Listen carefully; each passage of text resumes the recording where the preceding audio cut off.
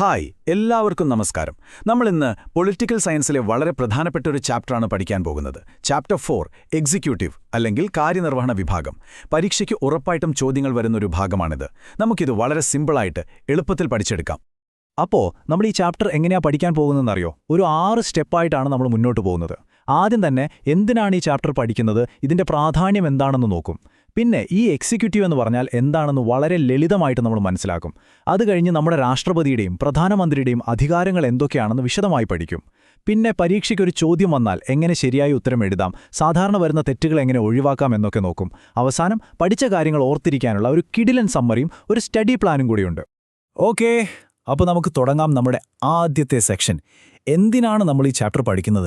സിമ്പിളാണ്. നമ്മുടെ ഗവൺമെന്റ്, നമ്മുടെ രാജ്യം എങ്ങനെയാണ് പ്രവർത്തിക്കുന്നത് എന്ന് മനസ്സിലാക്കാൻ ഈ ചാപ്റ്റർ നമ്മളെ ഒരുപാട് സഹായിക്കും. പരീക്ഷയുടെ കാര്യം പിന്നെ പറയേ വേണ്ട, അത്രയ്ക്ക് ഇമ്പോർട്ടൻ്റ് ആണ്. ഈ ഒരു ക്ലാസ് കഴിയുമ്പോഴേക്കും നിങ്ങൾ ഉറപ്പായും 3 കാര്യങ്ങൾ പഠിച്ചിരിക്കും. ഒന്ന്, നമ്മുടെ രാഷ്ട്രപതിയും പ്രധാനമന്ത്രിയും തമ്മിലുള്ള വ്യത്യാസം എന്താണെന്ന് നിങ്ങൾക്ക് ക്ലിയറായിട്ട് പറയാൻ പറ്റും. 2, അവരുടെ ഓരോരുത്തരുടെയും അധികാരങ്ങൾ എന്തൊക്കെയാണെന്ന് വ്യക്തമായി മനസ്സിലാക്കാം. പിന്നെ ഏറ്റവും പ്രധാനപ്പെട്ട കാര്യം, നമ്മുടെ ഇന്ത്യ എങ്ങനെയാണ് ഭരിക്കപ്പെടുന്നതെന്നതിനെക്കുറിച്ച് നിങ്ങൾക്ക് നല്ലൊരു ധാരണ കിട്ടും. ഇത് പരീക്ഷയിൽ നല്ല മാർക്ക് വാങ്ങാൻ നിങ്ങളെ തീർച്ചയായും സഹായിക്കും. ശരി, അപ്പോൾ നമുക്ക് ഈ ചാപ്റ്ററിന്റെ അടിസ്ഥാനത്തിലേക്ക്, ഫൗണ്ടേഷനിലേക്ക് കടക്കാം. എന്താണ് ഈ എക്സിക്യൂട്ടീവ് അഥവാ കാര്യനിർവഹണ വിഭാഗം എന്ന് പറഞ്ഞാൽ? ഒരു ഗവൺമെന്റ് എടുത്താൽ അതിന് 3 പ്രധാനപ്പെട്ട ഭാഗങ്ങളുണ്ട് കേട്ടോ. നിയമങ്ങളുണ്ടാക്കുന്ന ഒരു വിഭാഗം, അതിനെ നമ്മൾ ലെജിസ്ലേച്ചർ അഥവാ നിയമനിർമ്മാണ സഭ എന്ന് പറയും. പിന്നെ ആ നിയമങ്ങൾ ശരിയാണോ തെറ്റാണോ എന്ന് വ്യാഖ്യാനിക്കുന്ന കോടതികൾ, അതായത് ജുഡീഷ്യറി. ഇതിന് രണ്ടിനും ഇടയിലാണ് നമ്മൾ പഠിക്കാൻ പോകുന്ന എക്സിക്യൂട്ടീവ് വരുന്നത്. ഇവരുടെ പണി എന്താണെന്നോ? നിയമസഭയുണ്ടാക്കുന്ന നിയമങ്ങൾ രാജ്യത്ത് കൃത്യമായി നടപ്പിലാക്കുക എന്നത്. ഒരു സ്കൂളിലെ കാര്യം ആലോചിച്ച് നോക്കൂ. സ്കൂളിൽ നിയമങ്ങളുണ്ടാക്കുന്നത് മാനേജ്മെന്റ് ആയിരിക്കും, പക്ഷേ അത് നടപ്പിലാക്കുന്നതാരാ? പ്രിൻസിപ്പളാണ്. അതുപോലെ ഗവൺമെന്റിന്റെ പ്രിൻസിപ്പളാണ് ഈ എക്സിക്യൂട്ടീവ്. ഇനി ഈ എക്സിക്യൂട്ടീവ് എന്ന് പറയുന്നത് അത് 2 തരത്തിലുണ്ട്. ഒന്ന്, പൊളിറ്റിക്കൽ എക്സിക്യൂട്ടീവ്. ഇതിലാണ് നമ്മുടെ പ്രധാനമന്ത്രിയും മറ്റ് മന്ത്രിമാരൊക്കെ വരുന്നത്. ഇവരെയൊക്കെ നമ്മൾ ഇലക്ഷനിലൂടെ തെരഞ്ഞെടുക്കുന്നതാണ്, അല്ലേ? അപ്പോൾ അവർക്കൊരു നിശ്ചിത കാലാവധി, അതായത് ഒരു 5 വർഷമൊക്കെ അധികാരമുണ്ടാവും. ഇനി രണ്ടാമത്തെ വിഭാഗമാണ് പെർമനന്റ് എക്സിക്യൂട്ടീവ്.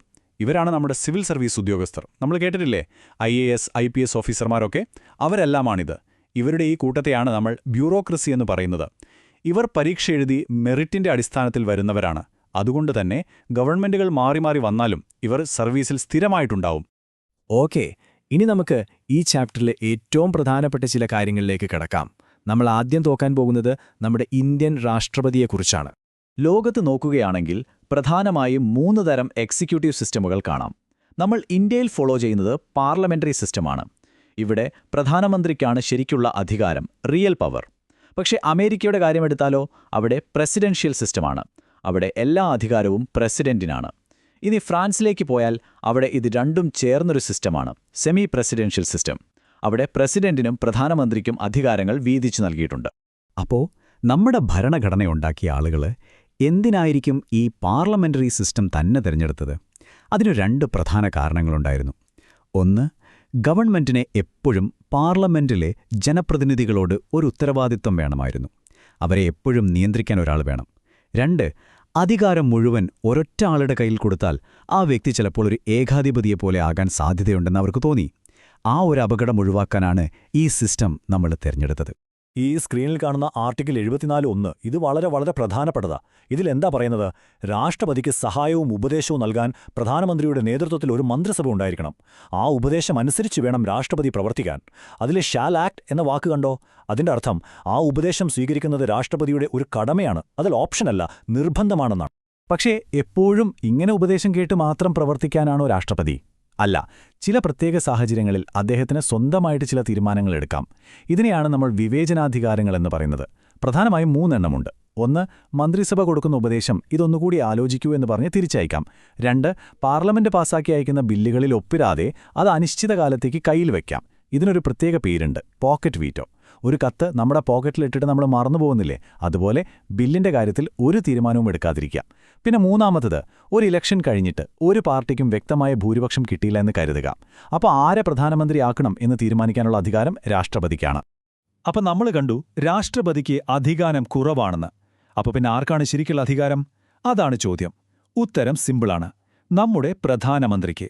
ഇനി നമുക്ക് പ്രധാനമന്ത്രിയെക്കുറിച്ചും ഗവൺമെന്റിനെ സഹായിക്കുന്ന നമ്മുടെ ഉദ്യോഗസ്ഥരെക്കുറിച്ചും പഠിക്കാം.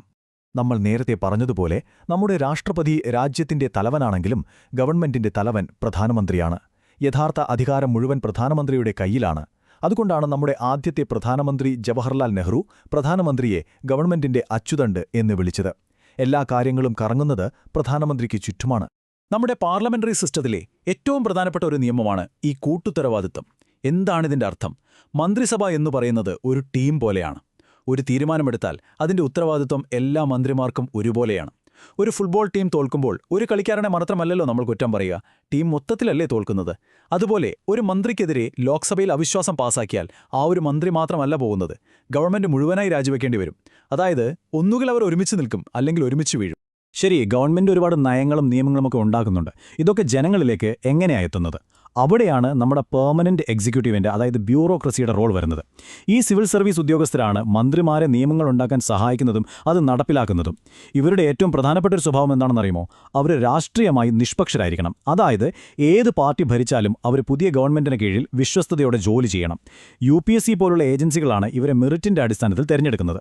ശരി, ഇത്രയും കാര്യങ്ങൾ നമ്മൾ പഠിച്ചു. ഇനി ഏറ്റവും പ്രധാനപ്പെട്ട കാര്യം, ഇതൊക്കെ വെച്ച് പരീക്ഷയ്ക്കൊരു ചോദ്യം വന്നാൽ എങ്ങനെ ഉത്തരമെഴുതും? പിന്നെ സാധാരണയായി വിദ്യാർത്ഥികൾക്ക് സംഭവിക്കുന്ന ചില തെറ്റുകൾ എന്തൊക്കെയാണെന്നും നമുക്ക് നോക്കാം. ഇനി സ്ക്രീനിലേക്ക് നോക്കിക്കേ. ഇതൊരു നല്ല ചോദ്യമാണ്. ഒരു സംസ്ഥാനത്ത് രാഷ്ട്രപതി ഭരണം ഏർപ്പെടുത്താൻ പ്രധാനമന്ത്രി ആഗ്രഹിക്കുന്നു. പക്ഷെ നമ്മുടെ രാഷ്ട്രപതിക്ക് അതിനോട് യോജിപ്പില്ല. ഈ ഒരു സാഹചര്യത്തിൽ രാഷ്ട്രപതിക്ക് എന്ത് ചെയ്യാൻ പറ്റും? നിങ്ങളൊന്ന് ആലോചിച്ച് നോക്കിക്കേ.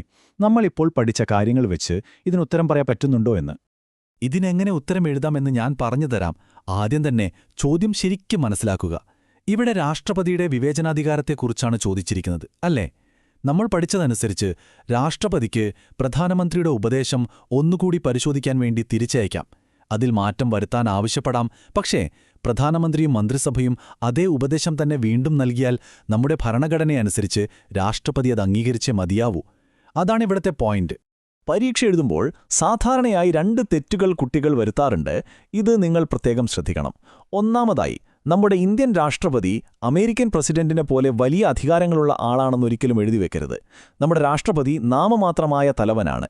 രണ്ടാമത്തെ തെറ്റ്, തിരഞ്ഞെടുപ്പിലൂടെ വരുന്ന മന്ത്രിമാരും പരീക്ഷ എഴുതി വരുന്ന IAS പോലുള്ള ഉദ്യോഗസ്ഥരും തമ്മിലുള്ള വ്യത്യാസം മറന്നുപോകരുത്. മന്ത്രിമാർ താൽക്കാലികമാണ്, ഉദ്യോഗസ്ഥർ സ്ഥിരമാണ്.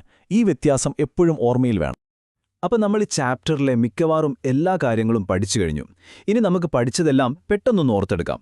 അതോടൊപ്പം അടുത്ത ഒരാഴ്ച നിങ്ങൾക്ക് ഫോളോ ചെയ്യാൻ പറ്റിയ ഒരു സിമ്പിൾ സ്റ്റഡി പ്ലാനും ഞാൻ തരാം.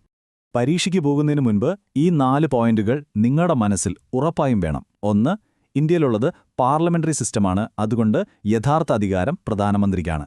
2, രാഷ്ട്രപതിയുടെ വിവേചനാധികാരങ്ങൾ, അതിൽ തന്നെ ആ പോക്കറ്റ് വീറ്റോ ഒരിക്കലും മറക്കരുത്.